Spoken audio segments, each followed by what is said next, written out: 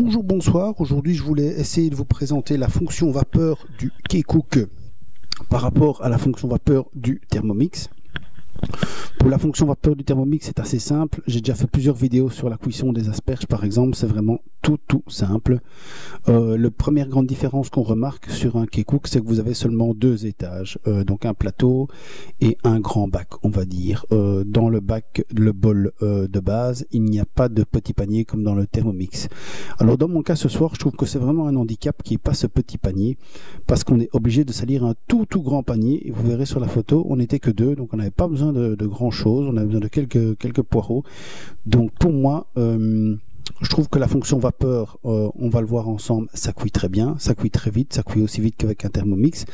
Mais si vous n'êtes que deux ou que vous voulez faire des petites quantités, ça prend directement la moitié de votre lave-vaisselle. En tout cas, dans mon cas, mon lave-vaisselle n'est pas grand, donc ça prend la moitié de l'étage inférieur ou de l'étage supérieur. Donc à l'usage, je dirais que dans notre cas, par exemple pour la recette de ce soir des petites quantités, j'aurais quand même préféré le faire avec le Thermomix, mais je voulais vous montrer comment fonctionnait le K-Cook en fonction vapeur. Donc comment ça fonctionne en fonction vapeur? Ce que vous faites, vous allumez on. Quand l'appareil s'allume, simplement on appuie sur le bouton Steam et là vous allez faire simplement OK, ce qui va lancer la fonction vapeur. Quand vous avez fait OK, vous rentrez dans le menu et vous devez choisir la recette. Alors pourquoi la recette? Parce que quand vous appuyez sur vapeur, vous pouvez faire ou bien le rinçage ou bien la fonction vapeur. Donc vous sélectionnez vapeur, donc cuisson vapeur, vous faites OK et ensuite vous faites start tout simplement. Évidemment au préalable on a mis 1 litre d'eau dans l'appareil.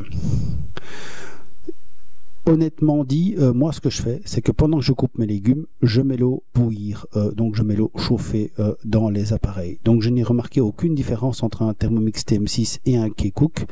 D'après certains forums, le K-Cook Multismart ferait chauffer l'eau plus vite, ou en tout cas à même vitesse que le Thermomix.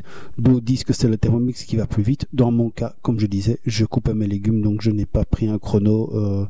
Je ne suis pas un scientifique dans mon laboratoire. Dans mon cas, il n'y a vraiment eu aucune différence, aucun ressenti de perte de temps avec le K-Cook par rapport au Thermomix. Mais à nouveau, c'est une question, je pense, d'organisation, comme on fait tous.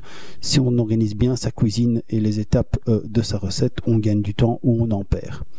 Donc dans mon cas, voilà, j'ai lancé la fonction vapeur. L'étape 1, c'est la chauffe. Quand l'eau est à température, il va passer en cuisson. Par défaut, c'est 30 minutes, mais on peut réduire le temps. Dans mon cas, en 20 minutes, c'était cuit. Au bout des 30 minutes, il va automatiquement passer en fonction maintien chaud. Voilà, la fonction vapeur, en fait, elle est déjà expliquée, elle est déjà finie. Donc, le bouton Steam pour sélectionner la fonction. On va dans le menu se balader pour aller choisir cuisson à la vapeur. Ensuite, on va valider. Et puis tout va se faire automatiquement quand on aura lancé la recette prédéfinie, le mode prédéfini vapeur. En conclusion, les deux appareils, que ce soit le TM6 ou le K-Cook Multismart, se débrouillent très bien pour la cuisson vapeur.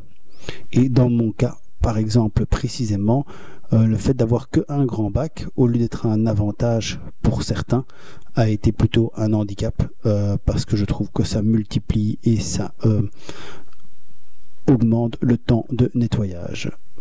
Voilà, je vous remercie beaucoup pour votre attention. Je vous retrouve bientôt pour de nouvelles vidéos et j'espère que cette petite vidéo sur la fonction vapeur vous aura un petit peu mieux fait découvrir le K-Cook Multismart. Bye bye, à la prochaine pour de nouvelles vidéos.